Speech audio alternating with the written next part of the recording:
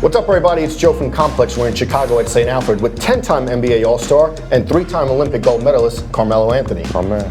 Gonna do some sneaker shopping today. Gonna see what he's feeling, what he's not, and then hopefully he's gonna buy some sneakers. We'll see how I'm feeling. Let's go.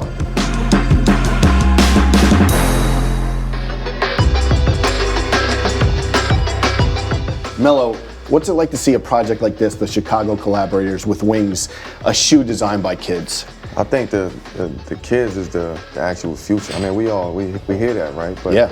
To actually see that and believe in that and give them the platform to be able to create something that can actually come into fruition. I think a lot of kids today don't really feel like they have that outlet to be able to create and see it through and actually see it here today.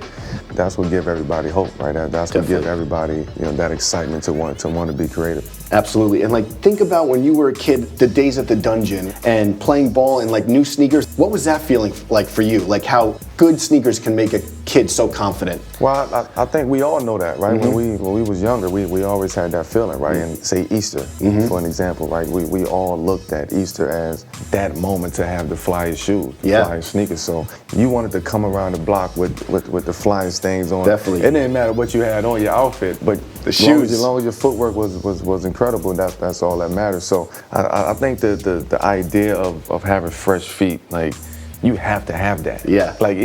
My son is 12 years old, and that's all he talks about is, I gotta have the drip. Right. He don't care what he got on his body, but as long as his footwork is impeccable, that's all that matters. Yeah, and I noticed Cayenne, even the Connect has dripped over to him. The MJ 101, blue patent leather 11. He pushed up on MJ himself.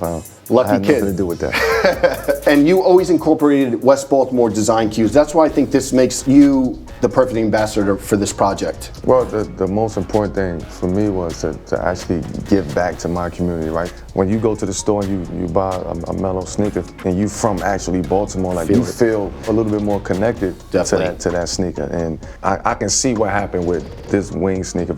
You can see the connectivity from the kids to Chicago. So when you go and grab this sneaker, you feel like you from Chicago, right? Absolutely. You feel that Chicago pride. And I think when you design it, if you can throw little tidbits in there of who you are and then give back to where you're from, that make it a little bit more special. For sure.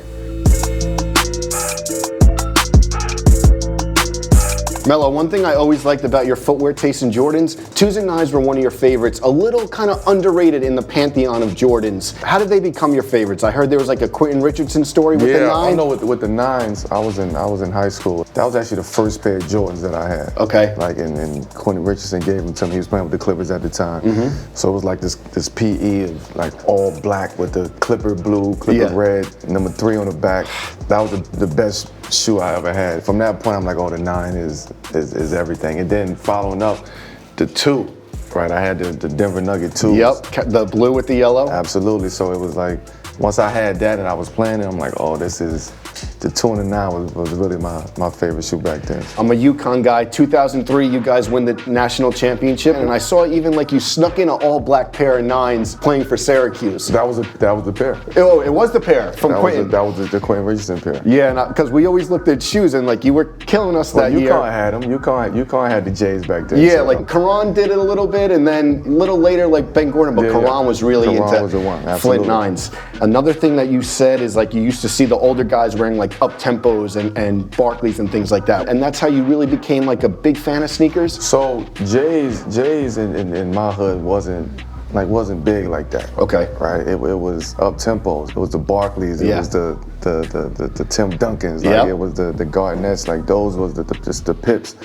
Those was really what we was wearing. It wasn't until I got to Oak Hill that the J's really became something that I really wanted. It was I have to have those. Right. And to go to a Jordan school like Oak Hill, and so once you get there, you get the cement 3s, you get the 9s, you get the you get the breads, 11s. You get those 3 pairs of sneakers in high school. You're set. You're set for the whole year.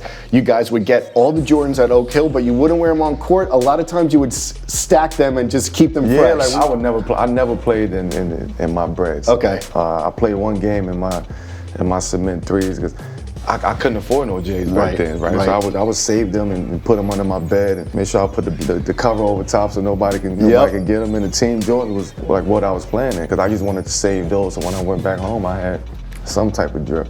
for sure. I remember there was a time young in your career you were like buying sneakers every day. Do you miss those days or too much now? I still do. Your son have that same trait? Yeah, so my son is more into it now, right? He's online. He's letting me know what's coming out before it even comes out. But we have those conversations. Like I have my moments where I'm in the store, I'm online, and I'm like, I gotta have it. Right. Like, even though I have the resources to ask somebody to give me those sneakers, like I want to feel like I purchased those, like I accomplished something. Absolutely. Got a ton of PEs throughout the years. Blue and yellow 12s, the red 11s that you had before, like years later they dropped the red 11s, but they set the internet on fire. Do you have a favorite besides the Quentin Richardson one? I would have said the red 11s, but they came out. Yeah, they dropped them a few years later. They used you as like a litmus test that went crazy. I wouldn't say that anymore. I had the white and yellow 10s. The white and yellow 10s, the white and yellow 12s. That was special. The Knicks 10s. Yeah. Like those was. You have them all still? I still have them all. Okay, you keep them in the closet. I keep them. Well, talked about everything. Now get a shop with the kids, lace them with some sneakers. Absolutely.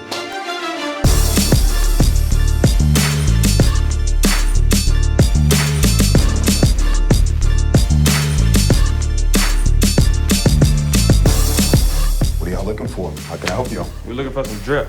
Yeah. You came to the right spot. Yo, I'm looking at these 12s right here, Okay, and might do these 9s. gotcha. And how about you?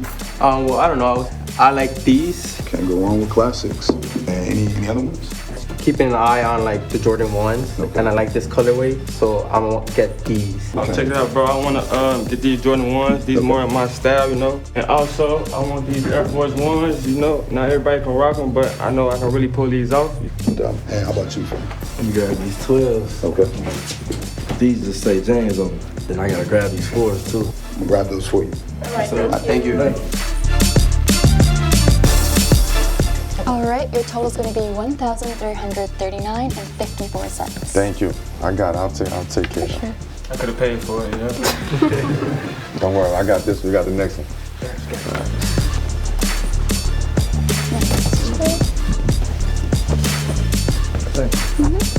I hope y'all pick some fire over there.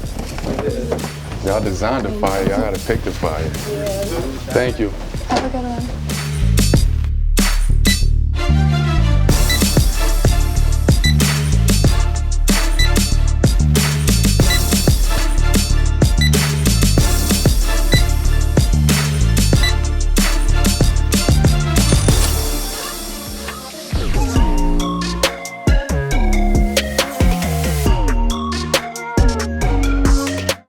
So, Melo came through. The Chicago Jordan Wings kids, congrats on your design. Thank you. Sold out. Yep. Thanks so much for taking the time, guys. It's been great. Make sure you check out Melo on the court, Portland Trailblazers. Big facts.